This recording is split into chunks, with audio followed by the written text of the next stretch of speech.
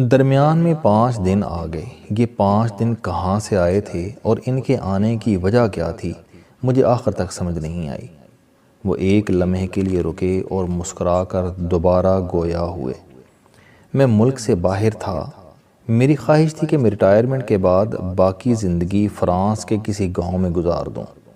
میں نے Swiss France سرحد پر چھوٹا سا مکان بھی خرید لیا تھا، لیکن پھر وزیر اعظم صاحب فرانس آئے۔ وہ میرے گھر تشریف لائے اور مجھے پاکستان آنے کی ترغیب دینے لگے۔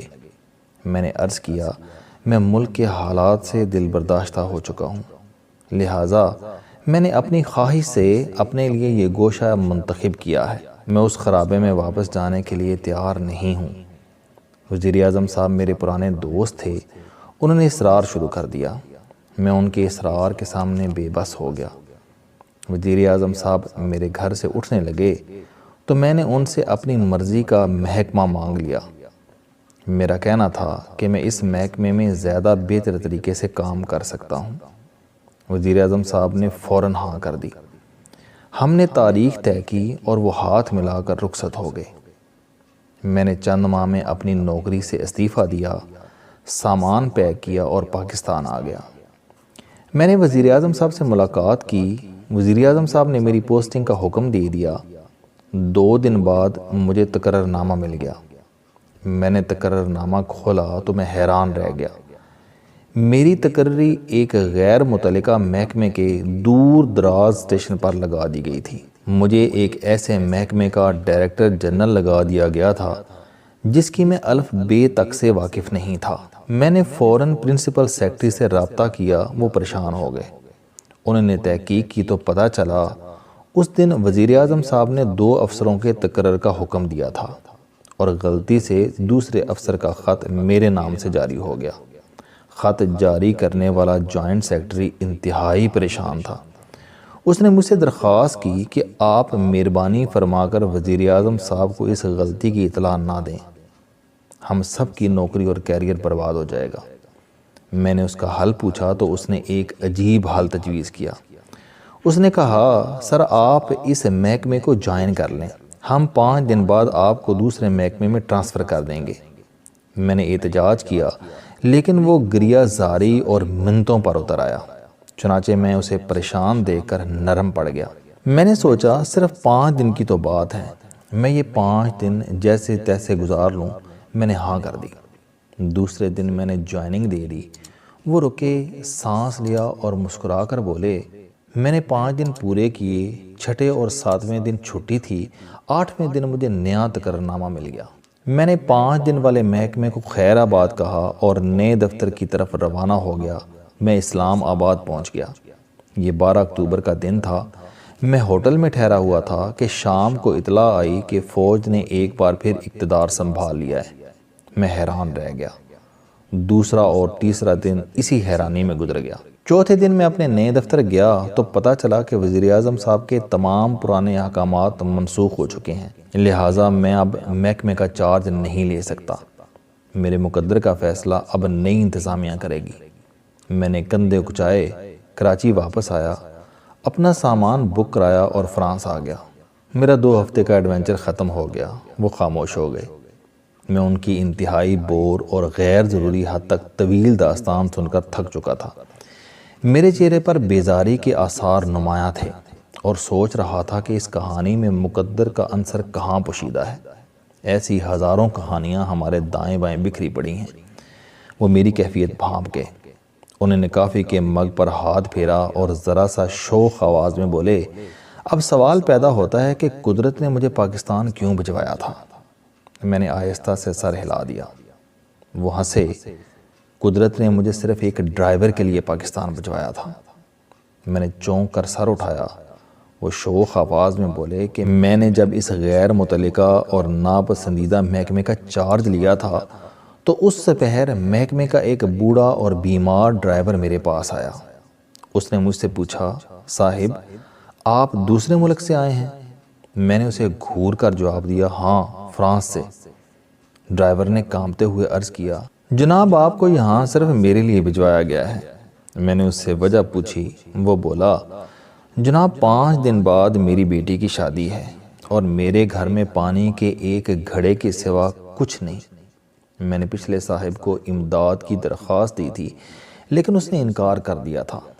میں نے بڑی سرکار سے اس کی شکایت کر دی، لہٰذا وہ یہاں سے ٹرانسفر ہو گیا۔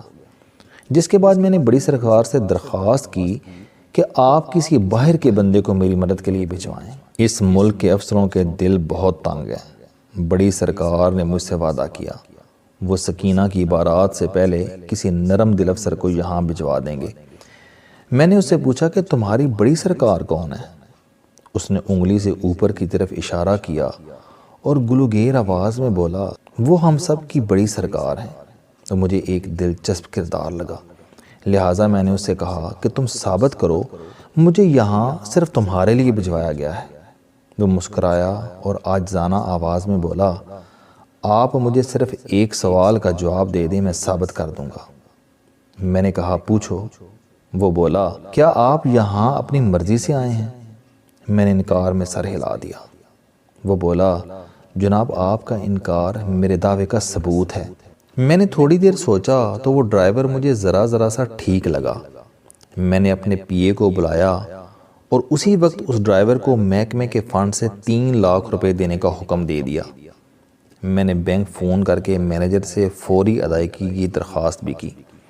اس کے بعد میں نے سٹاف کو حکم دیا کہ بارات کے استقبال کے لیے لان میں خوبصورت شامیانہ لگایا جائے اور بارات کو کھانا محکمے کی طرف سے دیا جائے۔ میں نے انہیں حکم دیا کہ ہم سب بارات کا استقبال کریں گے اور پورا محکمہ مل کر ڈرائیور کی بیٹی کو رخصت کرے گا۔ میرے احکامات پر عمل درآمد شروع ہو گیا۔ ڈرائیور کو جہیز کے لیے رقم مل گئی۔ ہم لوگوں نے دفتر کے لان میں شامیانے لگوائے، لان میں چراغاں کیا، بارات کے لیے کھانا پکوایا، سب نے مل کر بارات کا استقبال کیا۔ پورے محکمے نے دلہے دلہن کو سلامیاں دیں اور دعاؤں اور پیار کے ساتھ بچی کو رخصت کر دیا۔ اگلی صبح وہاں میرا آخری دن تھا۔ میں دفتر آیا تو پتہ چلا فجر کی نماز کے دوران ڈرائیور کو ہارٹ اٹیک ہوا اور وہ سجدے کے عالم میں فوت ہو گیا۔ میں نے اس کا جنازہ پڑھا اور کراچی واپس آ گیا۔ کراچی سے میں اسلام آباد گیا اور اسلام آباد سے 5 دن بعد میری واپسی کا عمل شروع ہو گیا۔ یوں میری ڈیوٹی ختم ہو گئی۔ وہ خاموش ہو گئے۔ میں انہیں حیرت سے دیکھنے لگا۔ وہ بولے، مجھے صرف اس ڈرائیور کے لیے پاکستان بھجوایا گیا تھا۔ میری جاب صرف 5 دن تک محدود تھی، لہٰذا جو ہی میرا کام ختم ہوا میں واپس فرانس آ گیا۔ وہ رکے اور دوبارہ بولے، ہم سب بڑی سرکار کے مورے ہیں۔ ہمیں بڑی سرکار کبھی کسی ڈرائیور، کبھی کسی مالی، کبھی کسی چوکیدار، کبھی کسی چپڑاسی اور کبھی کسی خانسامے کے لیے دائیں بائیں اور آگے پیچھے کرتی رہتی ہے، اور ہم نہ جانتے ہوئے نہ چاہتے ہوئے اپنے حصے کی خدمات سر انجام دیتے رہتے ہیں۔ جب ہمارا کام ختم ہو جاتا ہے تو ہمیں بڑی سرکار ریٹائر کر دیتی ہے، ہم واپس اپنے گھر لوٹ جاتے ہیں۔ وہ خاموش ہو گئے۔ میں نے ان سے آہستہ سے پوچھا، وہ ڈرائیور کہاں کا رہنے والا تھا؟ وہ مسکرائے اور میری طرف دیکھ کر بولے، وہ سکھر کا رہنے والا تھا۔ میں نے ان سے عرض کیا، وہ ایک صاحب دسترس شخص تھا، ہمیں اس کی قبر پر حاضری دینی چاہیے۔ وہ خاموشی سے میری طرف دیکھتے رہے۔ میں نے عرض کیا، جس شخص کو بڑی سرکار عرضی ڈالنے کی اجازت دے دے، جس کی مدد کے لیے اللہ آپ جیسے لوگوں کو فرانس سے بھجوا دے، وہ شخص کوئی عام انسان نہیں ہو سکتا۔ وہ یقیناً بڑی سرکار کے نظام کا کوئی بڑا پرزہ تھا۔ انہوں نے ذرا دیر سوچا اور ہاں میں سر ہلا دیا۔ وہ گزشتہ روز دوبارہ میرے پاس آئے تو میں نے ان سے اس ڈرائیور کی قبر کے بارے میں پوچھا۔ وہ بڑی دیر تک افسردہ انداز سے میری طرف دیکھتے رہے اور آہستہ آہستہ آواز میں بولے، وہ قبر قبروں کے ہجوم میں گم ہو چکی ہے۔